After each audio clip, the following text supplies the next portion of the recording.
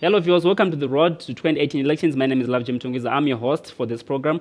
In this program, we invite prospective candidates for the 2018 elections. You might be running for the presidential elections, you might be running for the parliamentary seats, you might be running for local government seats. We invite you to come on board and share your views with the people. So today in the program, I have President of Transform Zimbabwe, that's Mr. Jacob Ngarivhume, who's going to be sharing with us what his pathway for 2018 is, what his vision for 2018 is. Mr. Ngarivhume, welcome to the program, sir. Thank you very much, Lovejoy. My honor. All right, let's get into it. Tell us more about Transform Zimbabwe and tell us more about Jacob Ngarivhume. I'm a Zimbabwean, born and raised in Zimbabwe, a fervent Christian. I fellowship with AFM in Zimbabwe. I'm a statistician by training, and I'm a researcher, basically. I also I'm into leadership and politics by calling. That's what I believe, at least, that we are here because we have to. You know, we are the generation that lose out most if we don't do anything about the situation in our country. So we have a strong passion and a very deep passion to make sure that things work well in our country, to make sure that we get Zimbabwe right. We shape Zimbabwe to be what we want to do it, and this is the compelling reason that we are in politics. We established Transform Zimbabwe, which is a values-based political party whose main constituents, of course, is Christians and in general citizens. And we are not very particular to say if you are this, you can't be part of this. But we are welcome to all Zimbabweans. But the founding and basic values on which we stand were Christian-based organization and a values-based organization. So what brings us together is the commonality of the value system that we believe in, and which values of accountability, values of integrity, values of principled leadership, and this is where we come from as a political party. All right, so we are heading into 2018. What's your selling point? What's like your niche? What are you offering to the people? Basically, we are offering leadership. We believe in Transform Zimbabwe that the failure of Zimbabwe has been a failure of leadership. We have everything that it takes to develop and make Zimbabwe a good country. Zimbabwe is a blessed nation. We have got all the resources that we need to make sure that Zimbabwe is a better place. You know, if you look at the mineral resources we have, if you look at the human resources we have in this country, Zimbabweans are educated people. We have a peace-loving people in Zimbabwe. You know, people who love peace, people who love development and prosperity. And God has augmented and complemented all that by giving us everything that it takes. But where have we failed? Is it because we have not developed the right policies for the nation? No. Zimbabwe has had over 16 economic blueprints since 1980. But what has gone wrong is on the implementation. It's on leadership. In as much as we have rains outside, I mean, just as I'm here, there was raining outside. Rains outside. But you know what? We don't have water in the taps. What is the reason? The reason is we have lagged in leadership. We've lagged principled leadership. Who can harness the resources that God has blessed us with to make sure that we are okay in terms of the minerals and everything. So what we are offering as a political party is we are offering leadership for the people of Zimbabwe. We are offering a generation of leaders who can change and transform Zimbabwe. Zimbabwe doesn't only need change, but we need transformation. We need a complete paradigm in terms of the way we have approached the leadership. And we offer that leadership to the people of Zimbabwe. And we believe it's the only way Zimbabwe can transform, and the only way we can make sure that what we have, we share all as a people. All right. So there's something that I've noticed about the candidates that I've talked to, you included. You're talking about leadership. The country is a bad leadership. How bad, and what can you say is bad about the current leadership that we have? What is it that they haven't done that you are going to be doing? They've done everything wrong about this nation. You know, if you look at the way patronage has been formalized in this country, we basically are running a patronage system. A system which says, who are you, who do you know, for you to get what? And when economic resources of a nation are distributed in a partisan manner, as in who you are and what benefit we get out of you, and then you get everything wrong. And the patronage system in Zimbabwe has been consistently built from 1980. And it's so difficult for them to solve it. And if you look at their approach in terms of fighting corruption, it's on partisan basis. Are you G40? then if you are corrupt. Are you Lacoste? You are perfect. You're clean. To the point that you look at a person like Obet Mpofu, whom we consider in the opposition as the godfather of corruption in this country, and he's spared simply because he's G4 is Lacoste or he's supporting Mnangagwa. And we also know, for instance, Mnangagwa is the person who has managed and helped Mugabe to build a patronage system, a system that is wicked and corrupt, a system whose main focus is to consolidate power and nothing more. They are not concerned about development. They are not concerned about the people of Zimbabwe. They are not concerned about anything but consolidating and building power. And such is the leadership we've gotten used to. A leadership which says if you are a chief, you deserve a vehicle because you're a chief and you drive people towards Zanu-PF. A leadership which doesn't even think about building roads. A leadership which only builds roads which go to State House, which go to places where they live. But otherwise, they don't care about the people. And that is the leadership we feel. We need a new generation of leaders that fear God, that is accountable, that is principled, who can move Zimbabwe forward. And this is what we are offering in Transform Zimbabwe in our generation. And then one other person said, the youth and the young people, they are a critical component as we're towards 2018. And when I look at you, I see someone who is still young compared to the current crop of politicians that we have.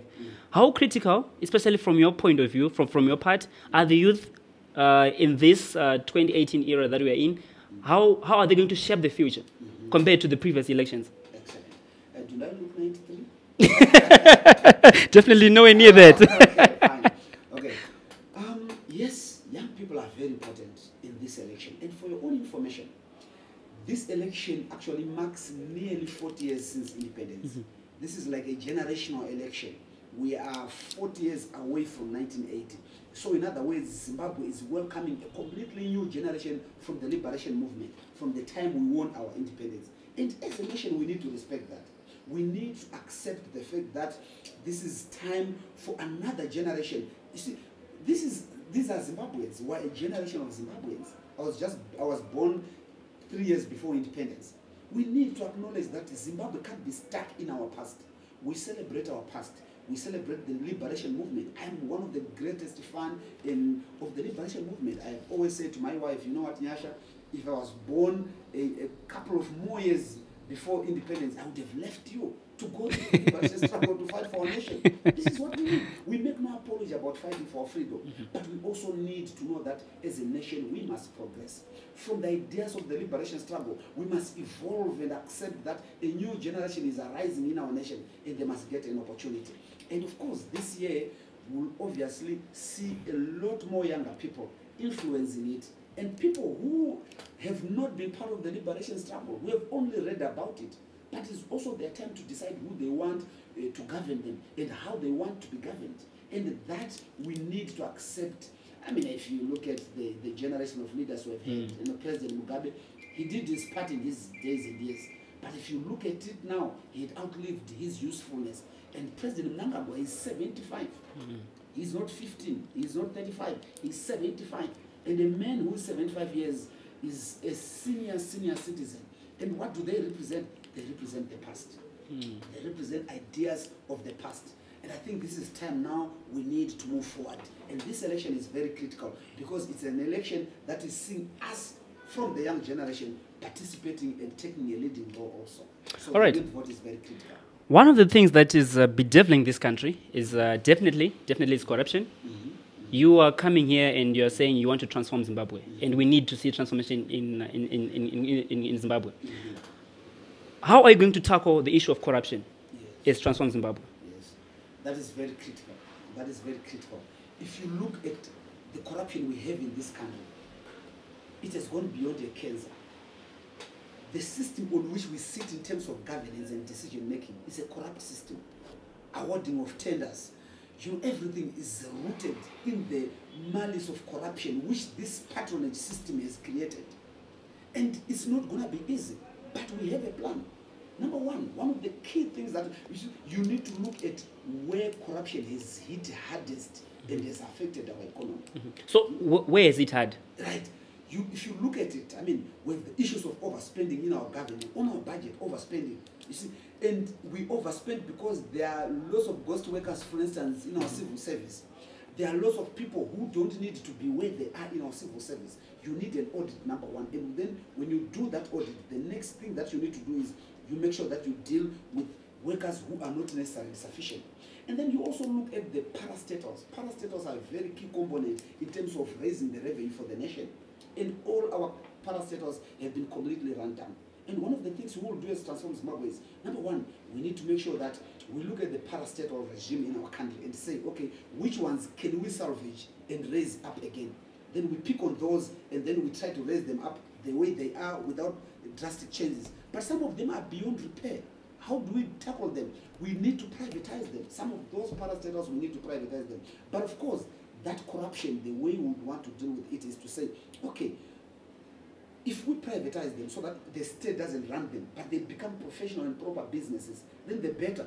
And we also need to make sure that there is an independent board that looks at and deals with the parastatals we have within the government portfolio. You see, unfortunately, what has happened is the patronage system is extended to our parastatal system.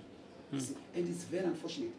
And the corruption itself, the government is full of corrupt people, the officials, even that are not necessarily from the ruling party, but I mean, they have also been part of that corrupt system. So you would need a complete overhaul of some of those systems so that you sanitize them. And the people who need to be in jail for the corruption against the people of Zimbabwe and against the nation, it has to be. But of course, you can't start by arresting people. You want to take stock. An audit will do very well. Then a proper audit will tell us and point to us where we need to identify. And then that audit will lead us into a series of actions which are informed by data on the ground. And then that way we can make sure that we salvage our nation. But above everything, it takes leadership. That's why I always go back to the issue of leadership as Transform Zimbabwe, that it takes leadership to deal with corruption. If you are the most corrupt guy around, like what I believe President Mnangagwa is, and then for us to expect President Mnangagwa to deal with corruption on a fair basis, it's not real. It's not real. He must account for too many things. There are a lot of allegations of corruption around his life, and he must face a clear and cleanse himself. And of course, so we believe that it still comes back to the issue of leadership, that you need leadership to be able to deal with corruption. From what you're saying, I picked that you sort of did your assessment of the industrial state of our industries. Which ones would you say this is the most critical industry that we need to revive as soon as we get into power? Maybe in your 100-day plan after the elections. If you look at the economy overall, you realize that an economy which is good is an economy which produces, and production has been completely killed and destroyed in this country.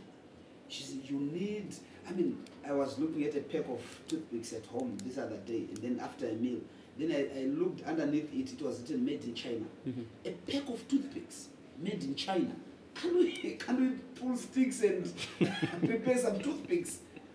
So in other words, you would see the whole overall industry system needs attention, urgent and immediate attention, to make sure that the steel industry, manufacturing industry, processing industry, you really can't say we have anything better. The only functioning industry was the Zanu-PF political party, which you need to look at our factories, for instance. I've gone around the factories in Southampton, in the industrial sites.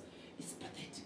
It's pathetic, it's horrible. We need immediate action. We need to make sure that there's foreign direct investment, which will lead into the growth and development of our industry. And of course, you also need to do an analysis of our debt as a nation.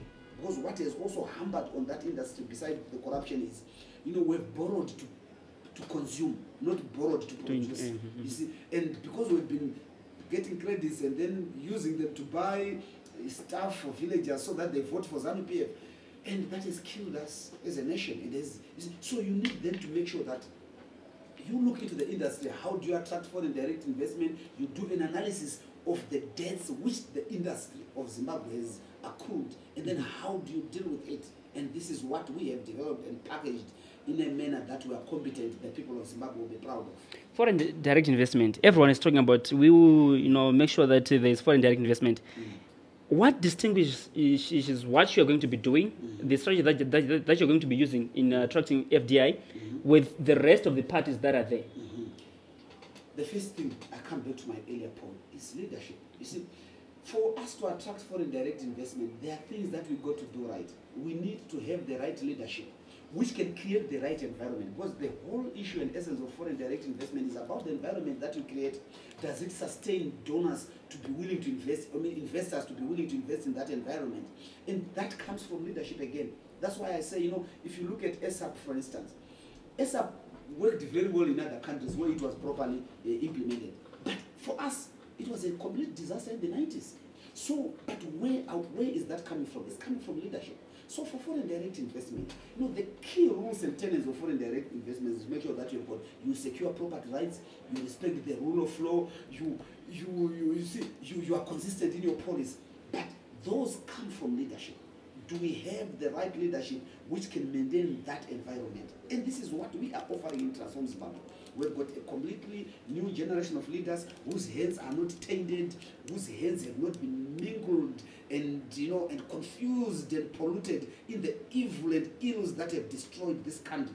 And we're bringing fresh, clean pair of hands into the whole leadership matrix. And we believe that is one of the key things on which we stand. But of course, in terms of the policies that attract foreign direct investment, we are very much aware of what is needed. We are very much aware of where, for instance, we need to tame inflation. It's horrible, but how do you tame inflation? You tame inflation by making sure you know what causes inflation. We have been creating more money. We have been creating more money than we have been producing, than the economy has been growing and producing. And that is a result of corruption. Then it needs to stop. No, we've been printing bond notes. We've been releasing treasury bills. And that takes leadership to make sure that we consume what we produce. Principled leadership. This is what this nation needs. So the whole matrix comes back to leadership. But then again, we look at the new dispensation as it is being called. The new dispensation seemed to have done enough to attract foreign direct investments. It seemed to have attracted a bit of interest from the Western countries. And you are coming into that space. You want to compete with maybe President Mnangagwa. And you have this little space that you have, and he has got this bigger space that he occupies. Are you not now fighting a losing battle when it comes to attracting investment? I'm glad you are saying they've attracted a little bit. What this nation needs is not a little bit. They need quite good and proper investment. We call them, they refer to themselves as the new dispensation. And I'm glad Zimbabweans know they are new only to themselves. Emerson Mnangagwa, the head of the new dispensation, so to call it, has been minister since 1980 together with Mugabe. And he also is responsible for building the system that we have and that has destroyed and run down this country. So there's nothing new about him. There's nothing new about General Constantino Chiwenga. The only new thing is that the coup they did this time was well formalized. Unlike the preemptive coup of 2008, after Morgan Tsvangirai won the election in 2008, they staged a preemptive coup to make sure that he doesn't come to power. But this time it was an open coup. They couped their men whom they had protected all these years. So absolutely, Zimbabweans know that there's nothing new about this dispensation. There's nothing new about Mnangagwa. There's nothing new about Obet Mpofu. If there's anything new, it's new tricks to rob our economy. But that aside, the question is our economy going to be revived by these little efforts by people who have created the same problems? No, it won't. It won't. There are things already. For instance, they are saying we're dealing with corruption, so investors come. The Indigenization Act, have they completely repealed it? No, they haven't. It's still in place, and an investor would know clearly that if they come to invest in an environment which has got a law like the Indigenization Act, they know that beyond maybe one or two individuals, things can change and you can go back to zero. You can be robbed of what you have invested. So I think there's nothing absolutely new about this dispensation. And of course, remember the EU and everybody, they've simply said we are watching at your, we only come to invest after we see the elections which you are going to hold this year. Are they free and fair? And they are moving no inch. The repressive laws that they have crafted and put in place are still in place. POSA is still in place. I was arrested countless times because of POSA. POSA is still in place. Nothing has changed. Absolutely, their control and their communist control of the state broadcaster ZBC has worsened. These days, besides Zanu-PF and Zanu-PF, we even have the military. I mean, if you watch the TV and you watch the North Korean television, absolutely no difference. Absolutely no difference. So in other words, nothing has changed. These guys are not going to change anything because they know a free and fair environment, they stand no chance against the opposition. And so nothing is going to change from these guys. Let nobody be fooled. Mnangagwa remains the same because he is a very good brother of Robert Mugabe. All right, the program is The Road to 2018 Elections, and we have Mr. Jacob Ngarivhume, who is the president of Transform Zimbabwe. He's sharing with us his vision for 2018, what he's going to be doing after the elections, if and when he's elected into power. Right. Ngarivhume, one of the key issues as we head towards the 2018 elections is employment creation. In your plan, how are you going to make sure there's employment that's created, especially for the youth? Yes, okay, good. That's a very good one. What creates employment? That's the first question. You see, it's only viable businesses that create employment. And how do we make businesses viable? We need to make sure that businesses are operating in the right environment. We need to make sure that businesses have proper investment. So it comes back to the issue of attracting local and foreign direct investment. And one of the key things we have also in our Transform Zimbabwe manifesto, which we will unveil at our Congress. Our Congress is on the 10th of March, the 9th and 10th of March, and we're unveiling our manifesto there. But I can tell you that what our manifesto has managed to do is to make a clear separation of the private sector and the public sector. You need to empower your private sector if you are going to create employment. Informal employment is good, yes, because this is what has sustained us as people. But you need to make sure that as a government you have clear private sector policies that would attract and promote our private sector. Because if you look at it, our private sector is completely mad and confused in the things that are happening in our country. So what we have as Transform Zimbabwe is a very clear guideline and demarcation between the private sector and the public sector. And how will we ensure that the private sector secures the environment they need? How will we make sure that the private sector build the businesses they have? And we have come up with policies and plans to make sure that the private sector in this country takes up its position. It's very important if you are going to industrialize, if you are going to develop an economy, the private sector must take a lead in the development of that of that economy, and we are very much aware as Transform Zimbabwe on that. All right. If you'd like to take part in this program, you can visit our social media platforms. That's 26Richard on Twitter, and then 26Richard on Facebook, or you can get in touch with me on my numbers. That's 0771 666 865 or 0719 666 865, and use the hashtag ZimVotes18 for any election-related programs that we're going to be doing. Ngarivhume, I come back to you again. Our civil service, it needs restructuring. What are your plans for the civil service? Right, there are a couple of things we have as far as the civil service is concerned. Number one, of course, one of the first things that we'll do is we'll commission an audit. Once we're elected into power, we'll commission an audit of the civil service to say who is who in our civil service. And if you look at it, over 80% of our revenue has been taken up by the civil service. So clearly, we need to make sure that, number one, the civil service is restructured. And to us, the restructuring would mean certain people being taken off the civil service, if needs be, after the audit. You see. Then number two, we also need to make sure that the civil service is consumerate and consistent with what we get in terms of revenue. You see, we can't have a civil service which is more than the capacity of our revenue, obviously. You see. But of course, the civil service also, there are priorities in the civil service that we can't compromise on in terms of education, health, and so on. But we can then target those sectors that we feel are important for us to weigh down or make sure that we don't have as much civil servants as is possible. But basically, I mean, overspending has been our problem. We can save elsewhere and invest in the civil service, but we've overspent as a government, and that also needs to be looked into. But of course, our civil service is very critical and is very important. Okay, fine. I can sense some bit of transformation from you. I don't know if that's going to happen. Yeah, All right. will. All right. Another sector that needs restructuring is the security forces.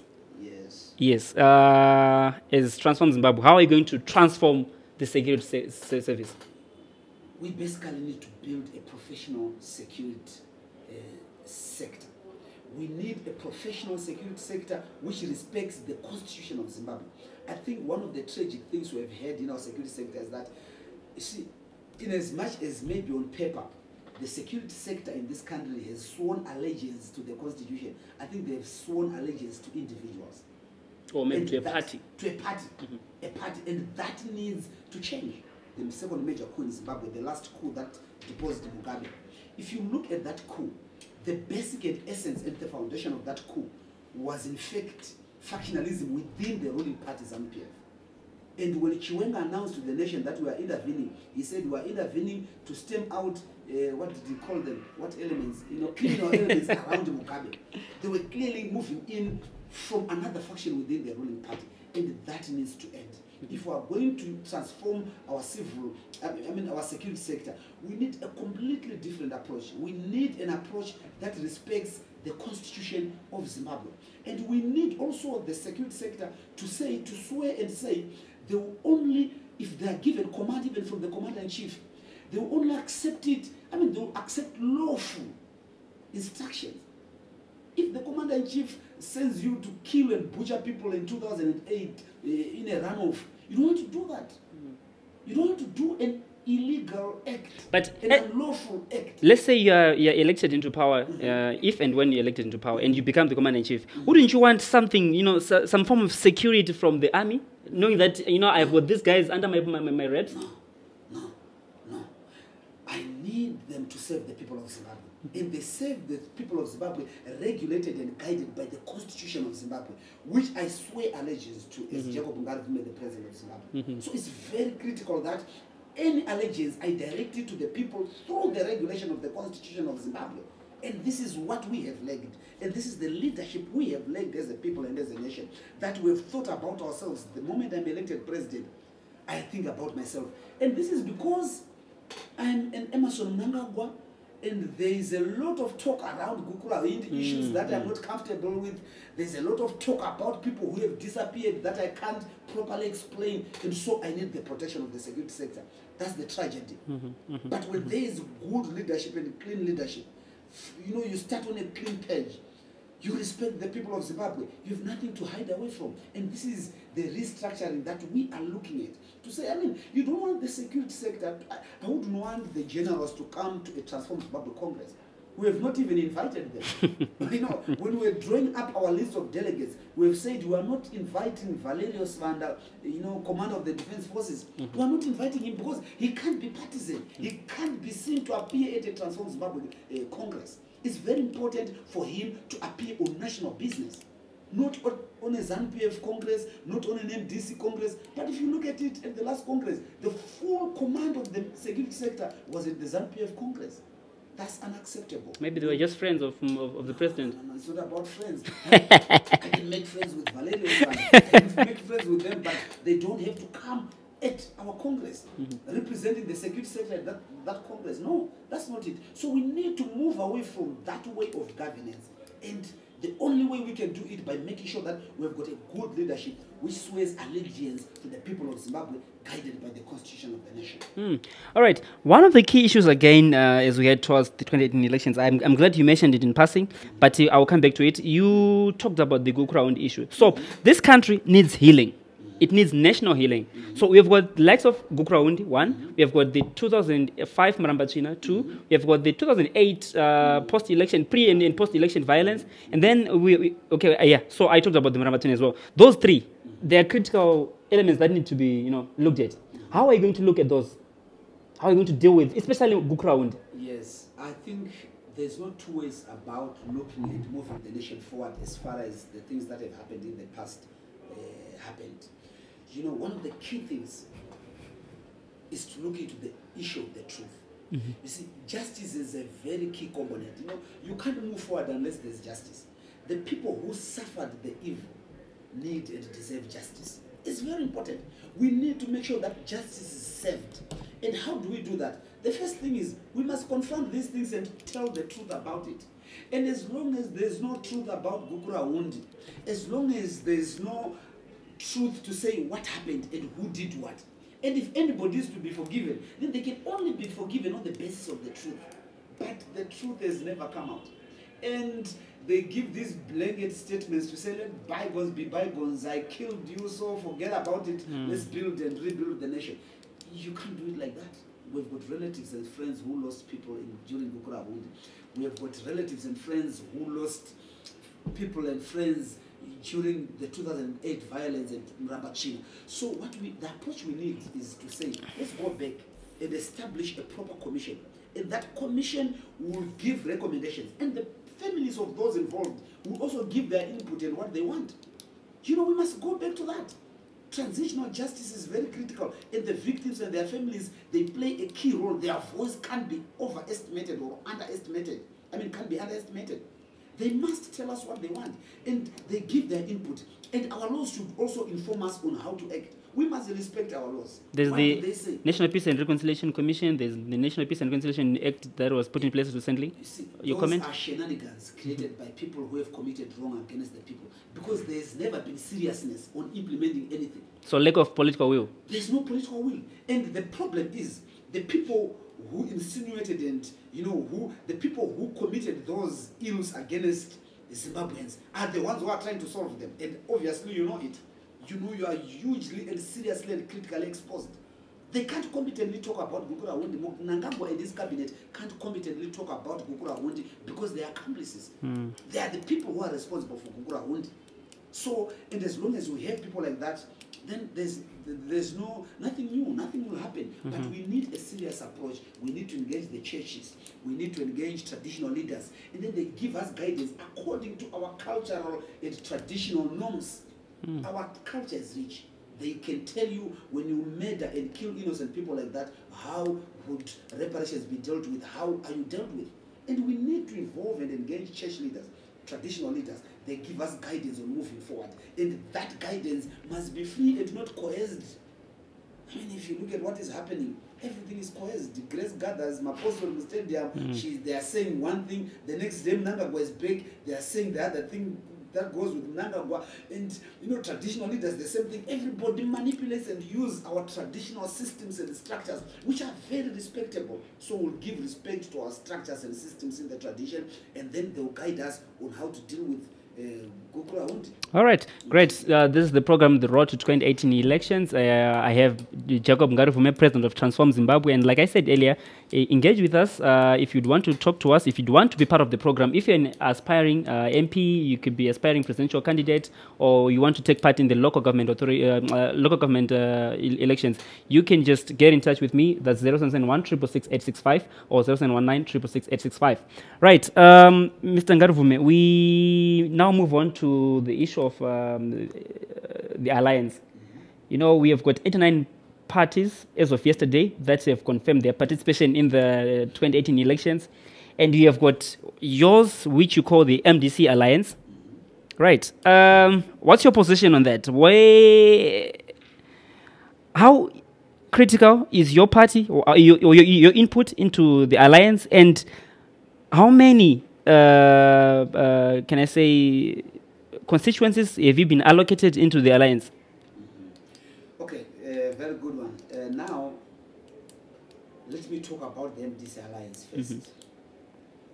I think I'm quite surprised at your figure to say there are 89 political parties in the country. That's quite a good figure. It shows the health of our... That's as of yesterday, according to the ZBC News. That's interesting. But anyway, what you wanted to do, when we decided to form the alliance where I'm coming from, the MDC Alliance, our understanding as Transform Zimbabwe and the partners, when we discussed as the different stakeholders and partners, our position and understanding and what we put on the table is to say, the alliance at the end is not going to be the sum total of political parties that you bring together, but it's going to be a sum total of the values that you are able to bring together and gather on your table. And it is that values or that value system and the sum total of those values is what will enable you to attract their political parties, attract the votes and the voters that you are looking at. So in the MDC Alliance, we believe that it's about bringing together a total value system that can attract voters in the country. And if you look at us, the different 7 players in that alliance, we bring in different things. You know, we're coming from the church, we're coming from the youthful generation, you know, others are coming from, you know, trade unions, others are coming from, you know, the history of the nation in terms of the liberation struggles, the liberation struggle. So all those are the value systems that we're able to put on the table. And so we said, okay, now let's put them together and use them to attract votes for the next election. Right. Whenever there's that sort of a setup where there, you know, there's an alliance or people, when people gather together, there's always going to be a divergence of views, right? Different people are going to differ, and there've been reports that the alliance is breaking up, is you know, is going down. Can you comment on that? That is not true. The alliance is not going down. I mean, we celebrate diversity in the alliance. The fact that this individual from this political party does not agree to the alliance, or they've got different views, is actually the whole essence of democracy. And this is what we have been fighting for against Zanu-PF. I mean, we've been fighting against Zanu-PF because they've descended heavily on divergent views. You know, when people think differently, they are castigated, they are literally eliminated. We can't promote and maintain such a culture. In the MDC Alliance, we celebrate diversity. There are certain individuals who don't think and feel like we deserve to have an alliance. Even in my own political party, Transform Zimbabwe, when the decision was passed by our national executive, there are obviously executive members who didn't want us to get into the alliance. But the idea is to say, what is the majority saying? What is the guidance of our constitution? And when we have that guidance, we proceed and move forward. So yes, I agree there have been divergent views about the alliance in the MDC Alliance, but that is only part of what the democracy system promotes. And we're very happy, we're moving forward, we're operationalizing the alliance, we have different committees that are in operation, and we are moving forward with the alliance, and we feel that the alliance gives the people of Zimbabwe a better chance at the next election. And you feel it's Save Chete Chete? Not Save Chete Chete.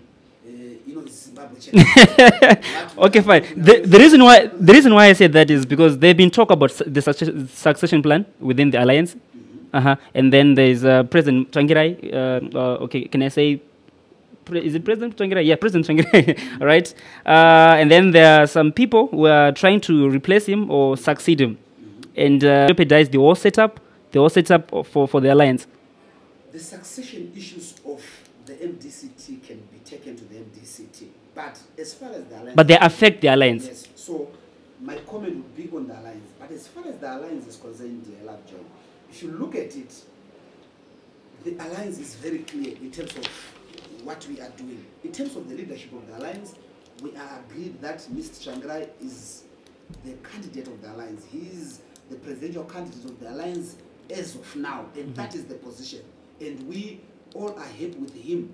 But of course, if there is any change, as far as the alliance is concerned, that change can't start from the alliance. If there is going to be a replacement of Jacob Ngarivhume as the principal in the alliance can't start that discussion. But my political party, Transform Zimbabwe, they can replace me. We're going to a congress. If I'm replaced at the congress, then ordinarily the person who replaces me comes into the alliance and takes up my position. So this debate and discussion cannot start from the alliance, because what we did as an alliance, we sat down and selected a leader. We selected Morgan Tsvangirai, and that position stands.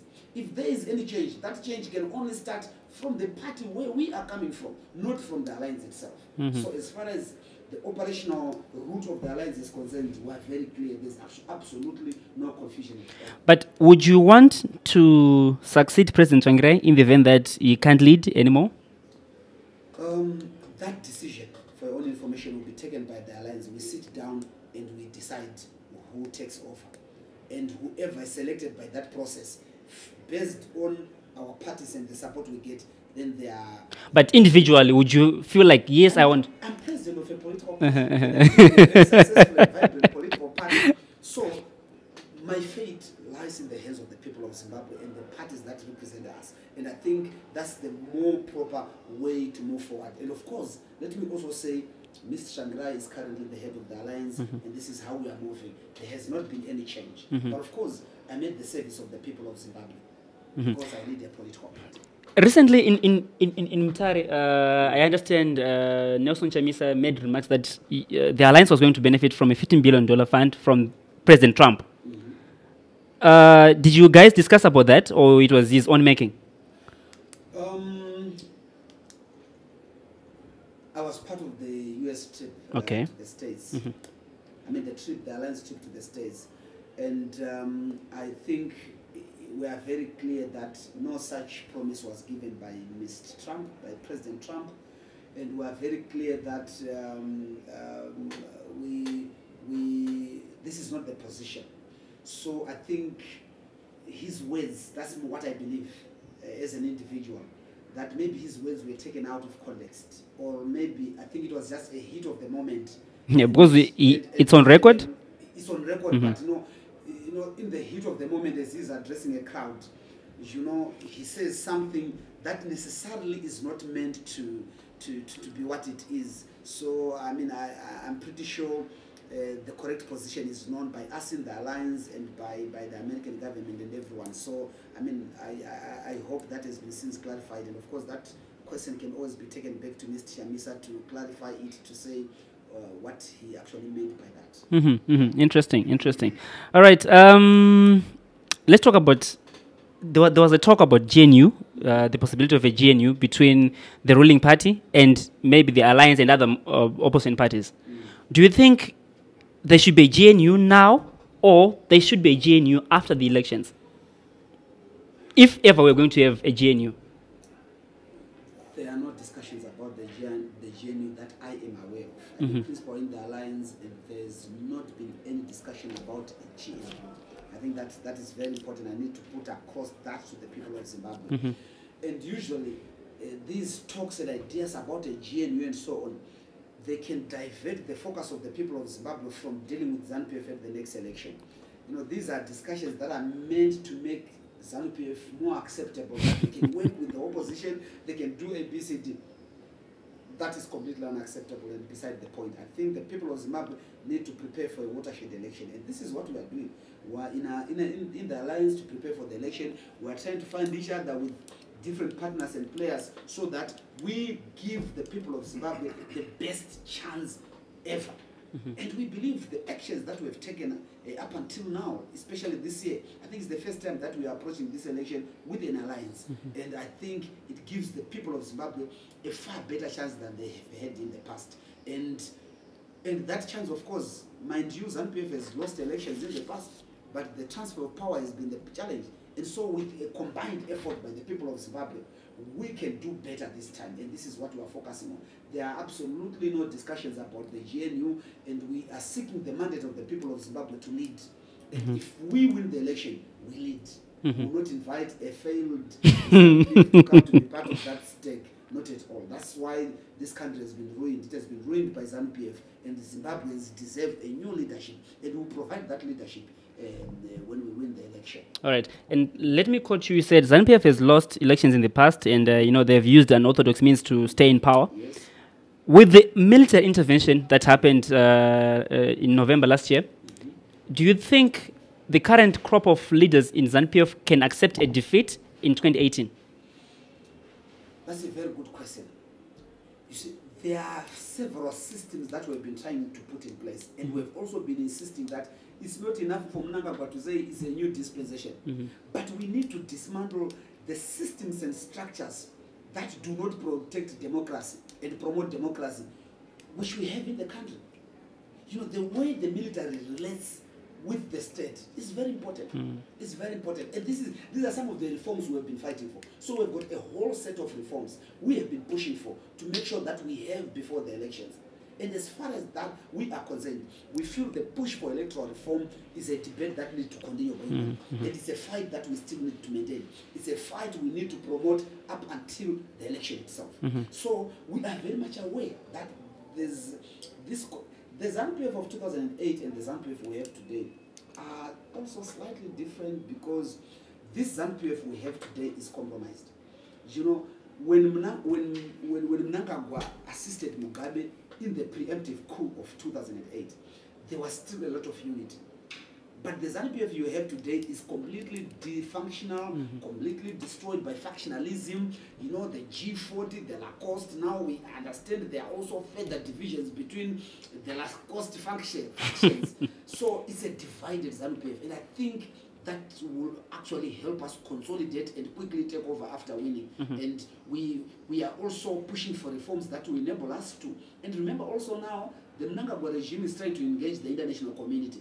And they would know it comes at a cost. They actually can't, you know, they can't, I'm thinking of a better word I would have used, not a very good word. So they can't just commit another coup, a heinous crime again and get away with it. The international community is also watching now. And I think it will be far more difficult for them. Interesting. You mentioned in passing about electoral reforms. What sort of electoral reforms are you, vying for, or do you want to see before the elections? We are still pushing for media reforms. The state broadcaster and public publishers, they must make sure that they promote the general citizenry. The Broadcasting Act must be changed to make sure that it encompasses all citizens. If you look at ZBC, I mean, it's disgusting. They are refusing to embrace change. They are promoting Mnangagwa, the military, and Zanu-PF. That's all they have. They've reduced Zimbabwe to a faction. It's shame, shame, shame on them. I mean, it's shameful. Absolutely shameful. Absolutely shameful. That's crazy. That is crazy. So we need media reforms. We need to make sure that the voters' roll is absolutely perfect. The biometric voter registration has been completed. I mean, it will be completed soon on the 8th. And what we need now is an audit process, the deduplication process, to make sure that there is a proper audit process, and we are able to run a free and fair election. The voters' roll must be, given to membership. I mean, to the different players, stakeholders, political parties must have access to the voters' roll for the first time before an election. And all those are reforms that we have. We've packaged actually the reforms and sent them through to the government. And the people of Zimbabwe can always access these reforms. All right. We want to wrap up the program now, but I would want you to appeal to the people of Zimbabwe on why they should vote for Jacob Ngarivhume. So this is like your selling point. This is like where you appeal maybe to the people in the rural areas. Why should they vote for Jacob Ngarivhume, not the alliance, but Jacob Ngarivhume? Okay, you want me to sell Jacob Ngarivhume? Yes. Okay, thank you very much. Like I said, Lovejoy, the failure of Zimbabwe has been a failure of leadership. Zimbabwe needs a new generation of leaders. A God-fearing generation of leaders. A fresh and clean generation of leaders. We need to embrace progress. We need to move forward as a nation. We've been bogged in the past for so long. It's time to say, what do we have? What are our stakes? And how can we shape Zimbabwe moving forward? And I represent that new generation. I represent a generation that is coming from a good understanding and appreciation of who we are and where we are coming from. I know and appreciate my history, but we need to move Zimbabwe forward. We need a new generation to promote peace and development, to promote change and transformation. What is our transformation factor? How do we transform Zimbabwe? What is our transformation factor? We fear God. We understand the resources. We are only leaders because we are custodians of the resources we have on behalf of God. And Zimbabwe need a generation that accepts that role and responsibility. And this is where we are coming from. This is where we are coming from as Transform Zimbabwe. And I, as Jacob Ngarivhume. And you are confident that you're going to win? I am, because I know that the people of Zimbabwe need change. The people of Zimbabwe need transformation. We are confident that we are ready for a massive and huge victory. Of course, there's an alliance, and Transform Zimbabwe is part of that alliance. And because we have tabled this leadership matrix for the people of Zimbabwe. Declare today that I'm talking to the next president of Zimbabwe. You must go and register to vote. I already did. You must vote for us. Great. All right. That was the program. Unfortunately, we have run out of time, but that's the program, the road to 2018 elections, where we had President of Transform Zimbabwe, that is one of the presidential aspirants, that's Mr. Jacob Ngarivhume, who's going to be running in the 2018 general elections. So he has appealed to you people. He has appealed for your vote. Vote for him if you feel like he is the man. If you feel like he's the guy to take Zimbabwe, is the person to transform Zimbabwe. So if you would want to take part in the next edition of this program, get in touch with us as well. That's on 263 Chat. On Twitter, it's at 263 Chat. And then on Facebook, that's 263 Chat. You can get in touch with me directly. That's Lovejoy Mtongwiza on Facebook, or at LJMUT10 on Twitter. Or you can get in touch with me on my number. That's 0771 666 865. So I leave this time to thank Mr. Ngarivhume for coming to the program. I hope next time when we invite you, you will be here as well. We hope to have more of these discussions, and we hope maybe one day we have a debate with various presidential candidates, and I hope you'll be part of that. Yeah. We wish you well. We wish you all the best in the 2018 elections. I appreciate it. All right. Thank you for watching. Join me in other productions. For these and other stories, visit our website www.263chat.com. Follow us on Twitter @263chat and like our Facebook page 263chat.